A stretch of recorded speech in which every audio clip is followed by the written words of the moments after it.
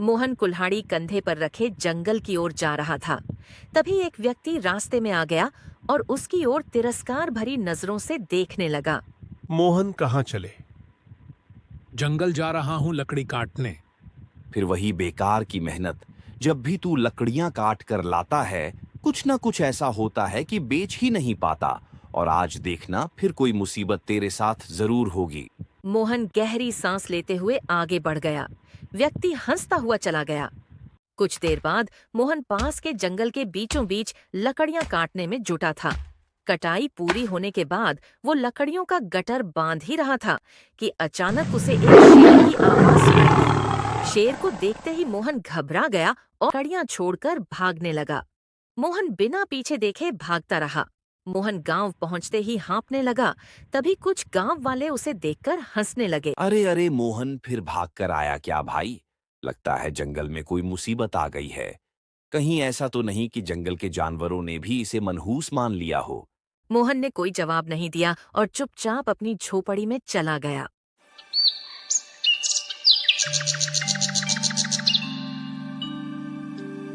आज तो बाल बाल बच गया, नहीं तो आज मेरा मरना तय था। वो घर पर बैठा ही था कि तभी गांव का सेठ रामलाल अंदर आ पहुंचा और मोहन को क्रोधित नजरों से देखता हुआ बोला। ए मोहन, कितनी बार तुमको याद दिलाऊं? तुम्हारा कर्ज चुकाने का समय अब आ गया है। सेठ जी, मैं जल्दी आपका कर्ज चुका दूंगा। वो क्या है कि आज मैंने जंगल में बहुत अच्छी लकड़ियां काटी थीं, मगर अरे क्या, मगर तू हमेशा कोई ना कोई बहाना बना लेता है और फिर बोलता है ये था, वो था, ऐसा था, वैसा था। अरे हाँ, मेरी तकदीर ही खराब है सेठ जी, तो मैं क्या करूं? सीधी बात है। सुन, अगर कुछ दिन में कर्ज नहीं दिया तो तेरी झोपड़ी पर कब्जा कर लूंगा और तेरे सामान के साथ तुझे घर में से फेंक दूंगा। समझ में आई? इतना बोलकर सेठ गुस्से से बाहर चला गया और मोहन फिर उदास बैठकर सोचने लगा।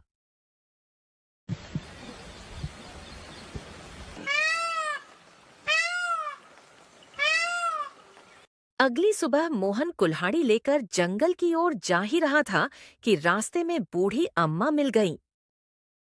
सुना है कल गांव के लोगों ने फिर से तेरा मजाक उड़ाया। तभी एक व्यक्ति वहां आया और मोहन का मजाक उड़ाने लगा। शर्म करो, किसी की मेहनत का मजाक उड़ाना आसान होता है, लेकिन तकदीर का फैसला इंसान नहीं करता।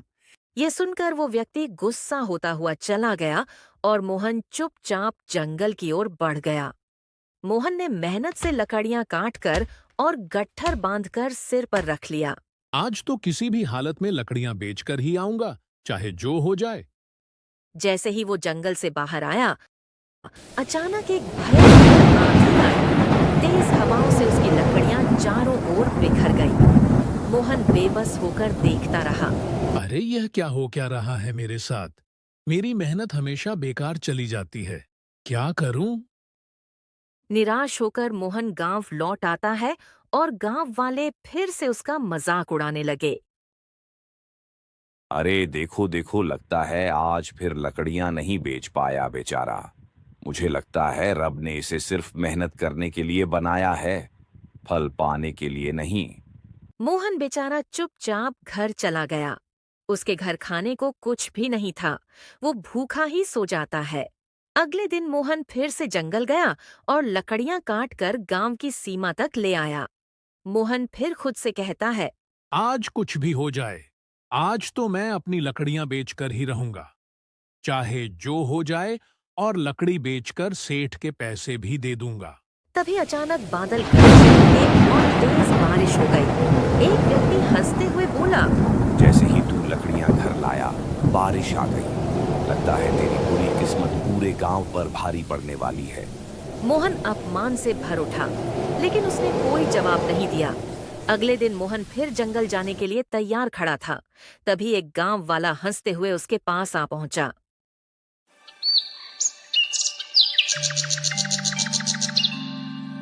मोहन, एक काम कर भाई, इस बार तू जंगल में भटक जाना और कभी वापस मत आना, क्योंकि तू अगर गांव में रहा तो हमारे गांव में कहीं बाढ़ ना आ जाए। मोहन ने उसकी बात अनसुनी कर दी और जंगल की ओर चल पड़ा। जंगल पहुंचकर मोहन एक बड़े वृक्ष के नीचे बैठकर उदास होकर आंसू बहाने लगा। गांव वाले सच कहते हैं, मेरी किस्मत ही फूटी हुई है। जब भी लकड़ियां काट कर बेचने जाता हूं, कोई ना कोई मुसीबत आ जाती है। रामलाल सेठ का कर्ज भी सिर पर चढ़ा है। अरे अब करूं तो क्या करूं? तभी एक बूढ़ा वहां आ पहुंचा और मोहन को रोते देख ठहर गया। बेटा, ओ बेटा, ये तुम्हारी आंखों में आंसू क्यों हैं?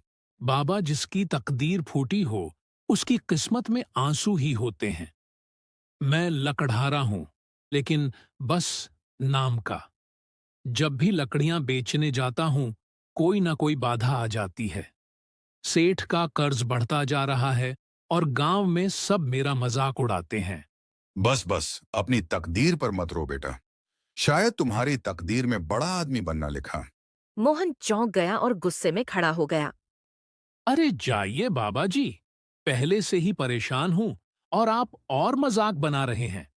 अरे, जिसकी किस्मत में एक ढंग का काम नहीं लिखा, वो बड़ा आदमी कहां से बनेगा? अच्छा हुआ कि गांव वाले यहां नहीं हैं, नहीं तो वो और मजाक बना देते। बूढ़ा आदमी वहां से मुस्कुराता हुआ चला गया।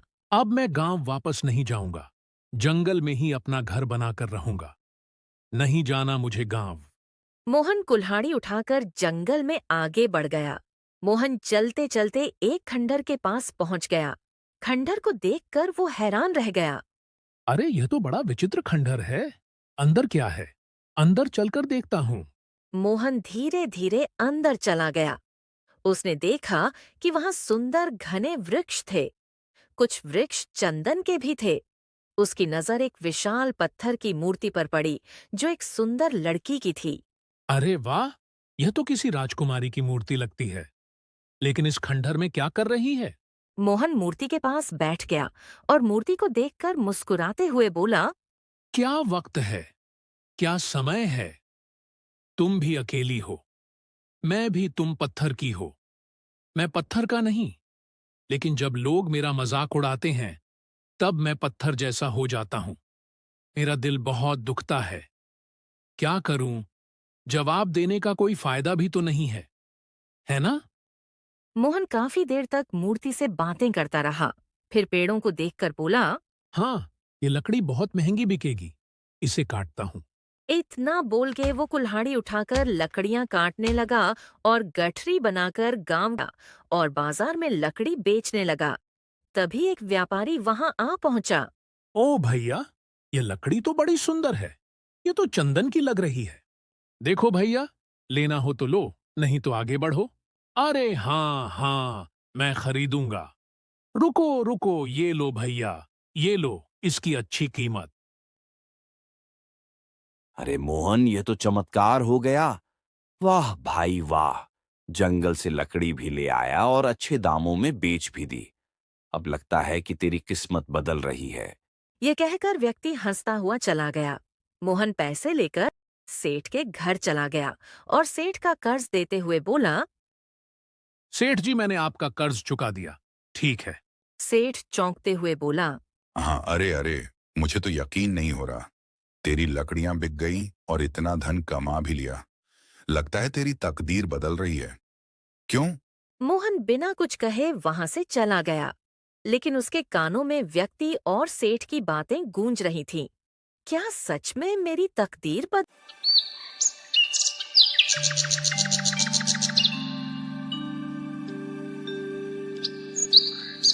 मोहन फिर से उसी एक सुनसान खंडहर में पहुंच गया। मोहन कुल्हाड़ी लेकर अंदर पहुंच गया। जैसे ही उसकी नजर सामने खड़े चंदन के पेड़ पर पड़ी। अरे, यह कैसे हो सकता है? मैंने तो कल ही इस पेड़ को काटा था, फिर से वही पेड़ खड़ा है।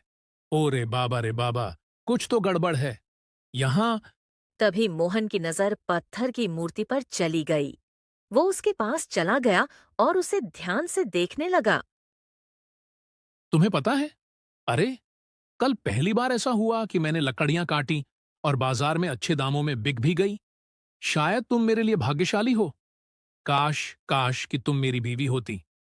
माफ करना, मुझे तो यह कहने का कोई अधिकार ही नहीं है। लेकिन हाँ, सच कहूं तो जब पहली बार तुम्हें देखा, तभी मुझे तुमसे प्रेम हो गया था। अब क्या कर सकते हैं? कुछ देर बाद वो फिर से चंदन का पेड़ काटकर लकड़ियों को बाजार में बेचने चला गया। अब मुझे सच में लगता है मेरी किस्मत मेरा साथ दे रही है। मोहन अगले दिन फिर से खंडहर में आ पहुंचा। उसने देखा कि पेड़ फिर से उग चुका था। अरे बाबा, अरे फिर से वही पेड़। अरे बाप रे बाप, यह तो जरूर कोई जादू लग रहा है। मुझे लगता है ये हवेली जादुई हवेली है। इतना बोलकर वो मुस्कुराते हुए मूर्ति के पास उसके सामने बैठ गया। तुम बहुत ही रहस्यमय हो, लेकिन ना जाने क्यों तुम्हें देखकर मेरा मन हल्का हो जाता है। शायद इस खंडहर की वीरानी तुम्हारी वजह से कम हो गई है। बहुत दिन बीत जाते हैं। मोहन हर रोज खंडहर में जाकर मूर्ति से बातें करने लगा और चंदन की लकड़ियों को बाजार में बेचने लगा। उसकी किस्मत चमकने लगी। जो लोग मोहन का मजाक उड़ाते थे, अब वही मोहन का सम्मान करने लगे। एक दिन मोहन मूर्ति के पास बैठकर गहरी सांस लेते हुए उससे बोला, तुम मेरी साथी बन गई हो। तुम्हें देखे बिना मेरा दिन नहीं कटता है। काश तुम पत्थर की नहीं बल्कि जीवित होती। मोहन ने इतना कहा ही था कि तभी पत्थर की मूर्ति से एक सुरीली आवाज मोहन के कानों में टकराई। मैं कब से तुम्हारी बातें सुन रही थी मोहन। तुम्हारी सच्चाई ने मेरे अंदर की आत्मा को जगा दिया है। अब मैं तुमसे बात कर सकती हूँ। पत्थर की मूर्ति को बात करते हुए देखकर मोहन घबराकर इधर-उधर देखने लगा। तुम चौंको मत मोहन, यह सच है। ऐसा लगता है जैसे मैं फिर से जीवित हूँ। तुम विश्वास नहीं करोगे, लेकिन जब तुम चले जाते हो तो मुझे बहुत बुरा लगता है। मैं हर रोज तुम्हारे आने का इंतजार करती हूँ। मेरा बिल्कुल भी मन नहीं लगता है। अच्छा, और तुम्हारे श्राप का अंत कैसे हो सकता है? मेरा श्राप केवल वही व्यक्ति तोड़ सकता है जो पहाड़ों पर रहने वाली बकरी को वहां रहने वाले दानव से छुड़ा कर लाएगा। इस श्राप का उस बकरी से क्या लेना देना है? बहुत समय पहले मेरी वजह से वो बकरी उस दानव ने पकड़ ली और आने वाली अमावस की रात को वो दानव उस बकरी को मार डालेगा, जिससे उस दानव की शक्ति और बढ़ जाए। लेकिन तुम पत्थर कैसे बनी? यह सब होता देख एक बूढ़े ने मुझे बद्दुआ दी थी कि जब तक यह बकरी आजाद नहीं होगी तुम पत्थर की रहोगी।